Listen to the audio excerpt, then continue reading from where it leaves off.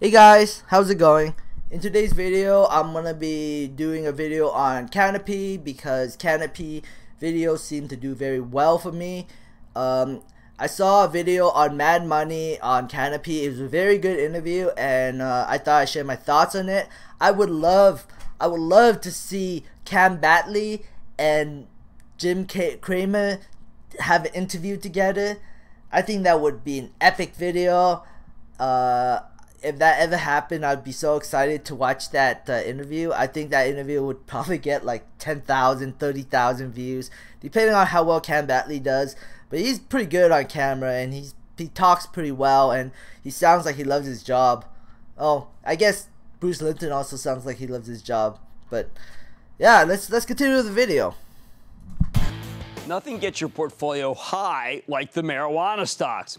Had to. But to be totally blunt, I am worrying that maybe the easy money's been made here. Look at Canopy Growth, CGC. That's a diversified Canadian cannabis producer. This is the one that Constellation Brands bought a 10% stake in last fall with an option to potentially double its position if it wants to, which I view as the stock market equivalent of the Good Housekeeping seal of approval. Canada's going to fully legalize weed this October, which is one reason why the stock is totally caught fire. Get this, up 386% over the past 6 months. Just don't inhale. But can Canopy keep climbing? I fear that with full legalization, the price of pot might come down. That's exactly what happened in Oregon and Colorado. Maybe I'm wrong, though. Canopy's clearly a believer. Just this morning, they acquired Haiku Brands, another diversified Canadian pot producer and retailer, for 269 million loonies. That's Canadian. A real sign of confidence. So let's take a closer look with Bruce Linton. He's the co-founder, chairman, CEO of Canopy Growth Corporation. Learn more about this deal and figure out whether or not the upsides may be in the stock. I don't know. Mr. Linton, welcome back to Mad Money. Good to see you, Bruce. Have a seat. Bring me back. All right, help me. What's been going on since I've seen you last? Well, I guess it was about not quite 2 months ago, right? So we were only listed in Canada. Now we're on the New York Stock Exchange, the very first, for sure, marijuana company on the New York Stock Exchange. Right. The good news is they let us on the exchange. The bad news is I'm not yet allowed to touch the bell. It's a thing. All right. I think we traded about $250 million in total value since I was on the show. We listed what was the first real convertible debenture in the market, so it became about a $600 million convert, priced at 4.25. We have a right to retract after 3 years. And Constellation participated for about $200 million in that. That was very important because Rob Sands is a hard-nosed guy. So yeah. I think he told me, look, this is the way of the future. And I also think that for some degree, look, liquid with marijuana is going to be a big thing, isn't it? Yeah, and I think the level, when we were here last time, we talked about disruption and pharmaceutical. Right. What happened after that is we announced that we have what's called a no objection letter, which means the regulator for Health Canada, FDA equivalent, has said your ingredients are solid, please begin your phase 2B clinical trial. So it's a real clinical trial where we'll run it, and it's running against the first indication, which is primary insomnia. But it leads to a whole bunch of other platform stuff, which can turn into intellectual property, which if the price of cannabis drops, right, if it became almost free, I don't really mind because what it is an ingredient. And if I put that ingredient into a formulation and that formulation causes you to sleep better and I can take that into the 29 countries that are running it as a legal thing, that's big stop. So you're both, say, a refinery of it and also now with this acquisition. Okay, I just want to add for the drinks. Drinks are going to be big money. Like right now, if you go into like a restaurant and you have a choice of just buying an alcohol beverage or pop or whatever. But let's say in like 2 years from now, you can go to a restaurant and you can order a cannabis drink.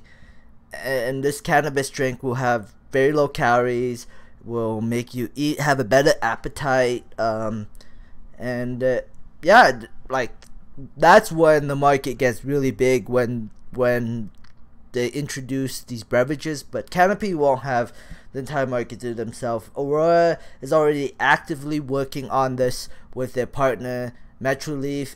Well, Metroleaf is going to be part of them, and then also T-God. So Aurora is going to be very competitive in this space, especially since they merge with Metroleaf, which already has a science team, and then combined with Canopy's science team, it's a really big science team. 30 plus or 40 plus people, just day in, day out, working on like product for Aurora and Metroleaf or whatever, the combined company. So that's a lot of people working on the thing. I mean, yeah, it's gonna be expensive, but down the road, that's gonna be worth it if Aurora comes out with something innovative. So just want to point that out. Let's continue with the video. A retail. Well, you have some retail already, but well, if you got the choice for wholesale or retail, and if you can do retail with the vertically integrated margins, I picture this like prohibition is actually ending in Canada. Okay. And what's going to happen is people are going to come in a store and they're going to have a lot of questions. And if we can run it more like it feels like you're in an Apple store, where it's overstaffed, but you move the margins up, the experience becomes the reason, guess who comes back to my store? And so what we really want to do is make sure that when we exit prohibition, it's elegant. We have about 9 months of simple products, and in the second half of 2019, when we start putting beverages on the shelf with Constellation, that it just grabs market share. And Constellation doesn't have exposure much in Canada, right? Because they don't have brands up there, they don't have products. So we're kind of going in all in to take as much market share as we can. We just broke some news. So we'll go back to this. Constellation's going to be making what, like Modelo and Corona? With no, marijuana? So like in Canada, we are in the second half of 2019 going to be able to introduce a bunch of new products. Likely beverages, never guaranteed, but things that will allow us to compete better with the illicit market, because part of the public policy isn't just to make it legal, it's to squeeze out the illegal. And so we expect we'll be able to make beverages, and those beverages will be no calorie. They will cause you to feel upbeat. Wait a second. Yeah. You're talking about going into a bar and having, let's say, me that the legal market will still be thriving. It's true. The legal market will still be there, especially in British Columbia, because in British Columbia they've already established illegal dispensaries up there. So that's that legal dispensary would be considered the black market, and people. Like, I believe from a video I saw a long time ago, 1 out of every 10 houses in Vancouver, somebody is growing cannabis. So there's a lot of people growing this stuff. So those guys that are growing, they're gonna be very competitive. But when beverages come out and then branding becomes established, the black market will slowly be pushed out of the market. I think in 2 or 3 years, there's not gonna be really a black market for cannabis. It'll slowly die out. I feel sorry for the people in Vancouver, because the legal market was a huge source of income. Now they just lost a huge source of income. Hopefully they're already millionaires, but yeah, it's definitely gonna be affecting the legal black market. These drug dealers are gonna find a hard time to sell the illegal cannabis products. So this is why I believe. Let's continue on the video. Spiked Modelo? No, we're talking about going into a bar and having a tweed and tonic. And it is something like a category creator, just like, what's a Red Bull? A Red Bull is a Red Bull. What's a tweed and tonic? It is its own standalone. And so this will be something. That's insane, man. Well, and listen, I know as we get older, it's really hard to find enough calories. Right. So if I'm pitching you on a 0-calorie option that is very light quantity. So at the end of the day, if you think about the active ingredients in creating a single beverage, it's not a lot of cannabis, which means if the price of cannabis actually falls, my margin increases. But now I called your website today, and because you've got a new thing on your website, you just changed a lot of formulations where you don't give the precise amount of THC. You give a range now. Yeah. I mean, is that like, THC to me is like the proof. I mean, like 86 proof, 100 proof. I mean, how do I know that, is it THC or is it cannabis plain that's in the liquid? So in the liquid, it'll be a combination of cannabinoids. Think of 70, 80 potential mixtures, and we'll have 3 or 4 types. And what they're going to be targeting is, are you coming home after a busy day and you want to relax, or are you trying to gear up to go to a comedy club? I can get a 6.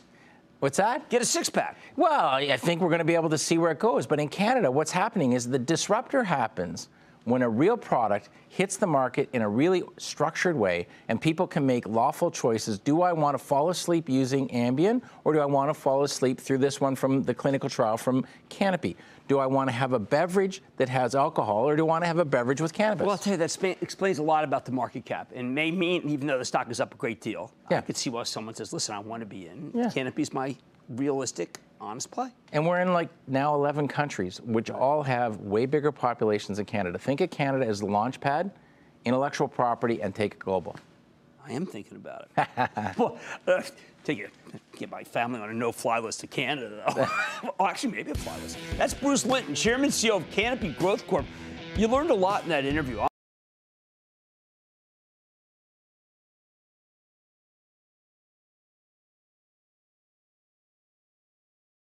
Sorry for the long pause. I was having a problem putting my mic in.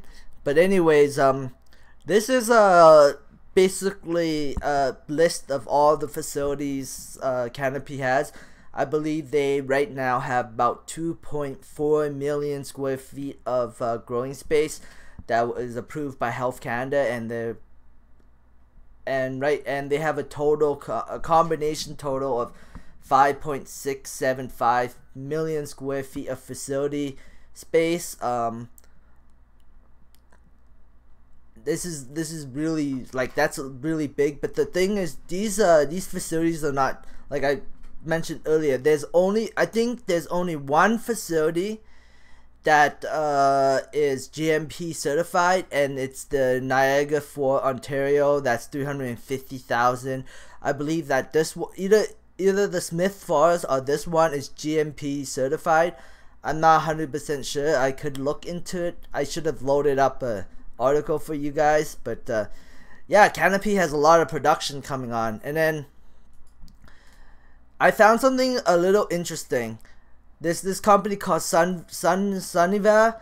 I actually bought some shares and then I sold it because I didn't like them spinning off the Canadian assets so they can list on the Toronto Stock Exchange.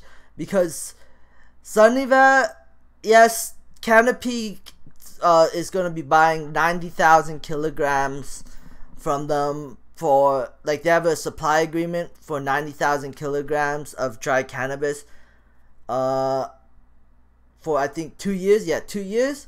So that's like 45,000 kilograms right now. But they don't have any supply agreements to any facilities, like any, what is it? They don't have any supply agreements to any of the provinces. And then on top of that, like, seriously, I don't, like, how is Canopy gonna sell this? Like, they already have so much production, they're already oversupply, so that what, they're gonna buy the product and just have more oversupply? But unless this product can be shipped over into Europe, then yeah, I would understand that. Yeah, okay, that makes sense. But I don't know if it can. So that's the problem. It's being developed, so there's a chance it might be able to be like, I know it's GMP certified, but I don't know if it's EU GMP certified. So, but yeah, this was a little interesting news that I came across. But I didn't like the fact that Sunniva is spinning off the asset in the Canadian. I bought into Sunniva because they had assets in Canada and in the US, and that's the reason why I bought into them. But then the spinning it off makes no sense to me, and I'm like, I'm not buying half a company, so it makes no sense. And then Sunniva is still developing their facility, so they're way behind when it comes to. But I guess they guaranteed a supply agreement from Canopy Growth, so I don't know. If you guys want to, I sold out. I'm not gonna buy it. I'm not gonna bother with it. I heard that news and I wasn't happy about it. If you guys want to explain it to me, tell me why I should buy Sunniva, please comment in below. Okay, so this is the next thing. I made a mistake. So Canopy was guaranteed 15,000 kilograms of cannabis in Alberta for 6 months, but I guess this article took 6 months and they multiplied by 2, made it equal to 30,000 kilograms, which is like more cannabis than all these provinces combined. Alberta is giving large license producer good supply agreements, because Aurora was guaranteed 25,000 kilograms. So you multiply that by 2, Aurora's getting 50,000 kilograms per year from Alberta, which is a lot of money.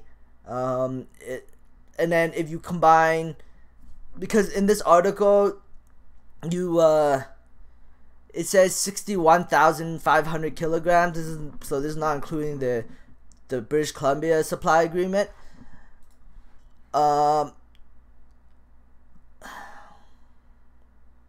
And so Aurora has 50,000 kilograms from Alberta, and then 5,000 and then Montreal, Manitoba, Newfoundland. These are really small provinces. They have a small population. Like Prince Edward Island has 146,000 on an island, so that's like basically the population of like a city, a small city. And then Manitoba has 1.2 million. And I think Saskatchewan has like 1.3 million. These two provinces combined only make half of Alberta. So, and on top of that, Alberta is really rich in oil and lots of money, while these provinces are not. But